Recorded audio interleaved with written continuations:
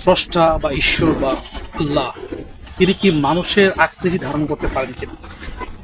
অনেকের ভিতরে এরকম একটা যুক্তি দেখা যায় যে স্রষ্টা বা মহামান্য ঈশ্বর বা আল্লাহ তিনি তো সবকিছু করতে সক্ষম, ইন্নাল্লাহ আলা কুল্লি শাইইন কাদির, সমস্ত কিছুর উপর ক্ষমতাবান।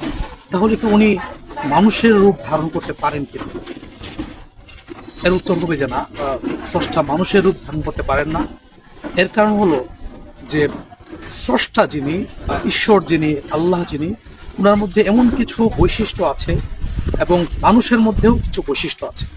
মানুষের বৈশিষ্ট্য এবং স্রষ্টার বৈশিষ্ট্য, এই দুই বৈশিষ্ট্য হচ্ছে বৈপরীত্য।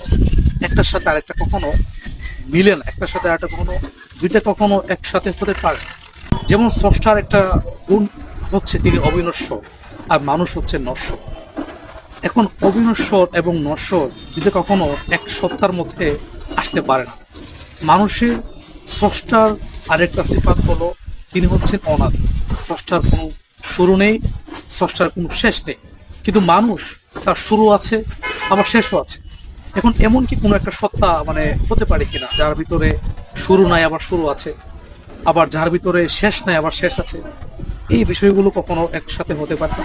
এই জন্যই মানুষের মহামান্য স্রষ্টার পক্ষে ঈশ্বর এবং আল্লাহ, ঈশ্বর বা আল্লাহ তিনি কখনো মানুষের আকৃতি ধারণ করতে পারেন না। এটা এটা অযৌক্তিক একটা বিষয়, এটা অসম্ভব একটা বিষয়।